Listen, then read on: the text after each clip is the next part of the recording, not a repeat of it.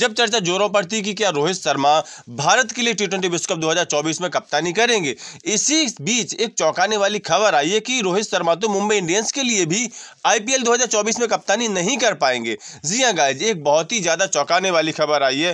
भाई, जब से हार्दिक पांड्या को गुजरात टाइटंस से मुंबई इंडियंस में लाए जाने की खबरें आ रही थी, तभी से लोग बाग समझ रहे थे कि भाई हार्दिक पांड्या को मुंबई इंडियंस में कप्तानी के लिए ही बुलाया जा रहा है।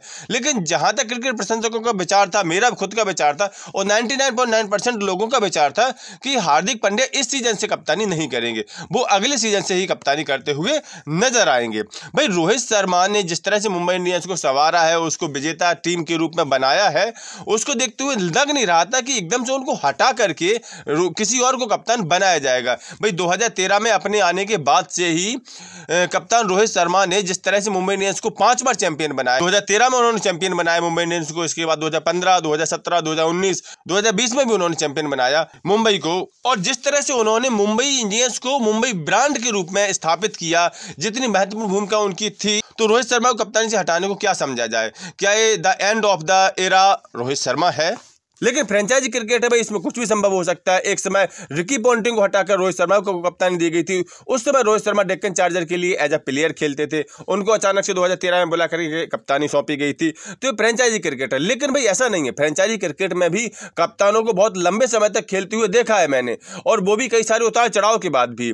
यहाँ पर बातें यही चल रही थी कि कप्तान रोहित शर्मा का इस समय फॉर्म अच्छा नहीं है टी20 में, वो फास्ट क्रिकेट खेल नहीं सकते, फिटनेस की प्रॉब्लम है, तमाम तरह की चीजें उनके साथ चल रही थी।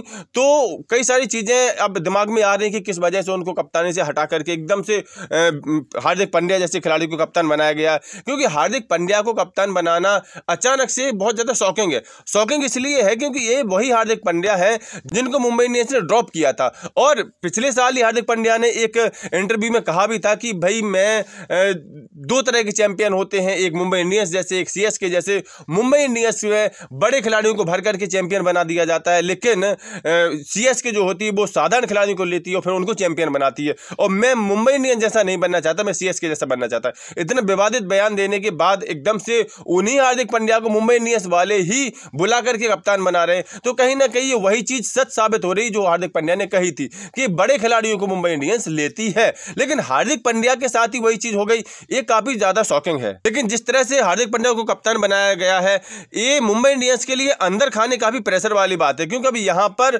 कुछ अलग ही तरह का सिनेरियो बन जाएगा। भाई, यहां पर सूर्य कुमार यादव भी हैं जो इस समय इंडियन टी20 क्रिकेट के राष्ट्रीय कप्तान हैं और काफी अच्छा प्रदर्शन भी कर रहे हैं। ऑस्ट्रेलिया के खिलाफ इन्होंने सीरीज जीती, साउथ अफ्रीका के खिलाफ सीरीज को बराबरी पर छुड़ा लाए। कुल मिलाकर के यहां पर एक अलग ही तरह का सिनेरियो बनेगा। रोहित शर्मा खुद भी क्या एज ए प्लेयर यहां पर आगे कंटिन्यू करना चाहेंगे? इसके अलावा एक और प्लेयर की बात करना चाहेंगे कि जसप्रीत बुमराह, जिन्होंने अभी हाल ही में एक ट्वीट किया था कि silence is the best answer. अब उन्होंने ऐसा क्यों लिखा था ये तो कोई समझ में नहीं आया, लेकिन कहीं ना कहीं अंदर खाने कहीं ना कहीं प्रेशर बन रहा है। हालांकि लोग बागों की अलग अलग तरह की प्रतिक्रिया आई हैं। जो हार्दिक पांड्या के पक्ष में है वो कह रहे हैं भाई ये तो एक तरह का हैंडओवर है, नई पीढ़ी को अवसर देना है, नई पीढ़ी के लिए नए नए चांसेस बनाना है, पुरानी पीढ़ी को सेक्रीफाइस करना पड़ेगा। एक समय रिकी पॉन्टिंग ने सेक्रीफाइस किया था, आज रोहित शर्मा को सेक्रीफाइस करना पड़ेगा। ये तो एक प्रक्रिया है जो कि आगे विकास के लिए बहुत जरूरी होती है।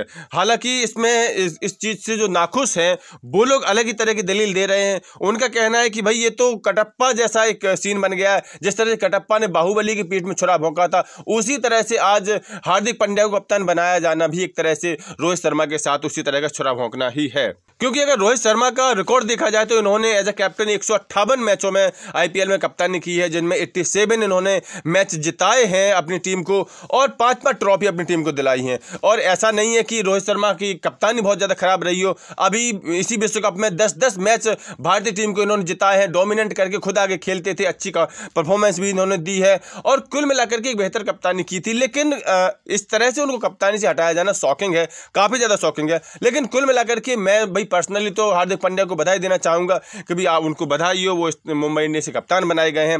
और साथ ही साथ शुभकामनाएं दूंगा कि भाई वो आने वाले सीजन 2024 में आईपीएल में बहुत अच्छा प्रदर्शन करें और साथ ही साथ अपनी टीम को एक बार फिर चैंपियन बनाए। जिस तरह से उन्होंने गुजरात की टीम को बनाया था, पहले ही सीजन में गुजरात की टीम को उन्होंने चैंपियन बनाया था, दूसरे सीजन में उन्होंने हालांकि सीएस के खिलाफ वो कमजोर पड़ गए थे, लेकिन उप चैंपियन बनाया था। कुल मिला के जैसा उन्होंने अपने गुजरात टाइटंस के लिए उन्होंने बेहतर परफॉर्मेंस दिया था और इससे पहले वो अपनी मुंबई इंडियंस के लिए बेहतर परफॉर्मेंस करते रहे, तो मेरा तो यही कहना है कि इस बार भी वो अच्छा परफॉर्मेंस दें। लेकिन लोगों का यहाँ पर एक दूसरा एंगल काम कर रहा है। उनका कहना है कि हार्दिक पांड्या तो फिटनेस प्रॉब्लम से हमेशा जूझते रहते हैं, तो ये क्या फुल टाइम एक कप्तान हो पाएंगे, क्या ये पूरा समय आईपीएल में दे पाएंगे? और ये सवाल काफी बड़ा है, क्योंकि हमने अभी देखा कि विश्व कप में चोट लगने के बाद से अभी तक ये उभर नहीं पाए हैं। तो कुल मिलाकर के सवाल कई सारे हैं हार्दिक पांड्या को कप्तान बनाए जाने को लेकर, और अंदर खाने जो इन 4 खिलाड़ियों के कॉन्फ्लिक्ट मैंने बताया वो भी कहीं ना कहीं असर करेगा। लेकिन देखते हैं क्या होता है।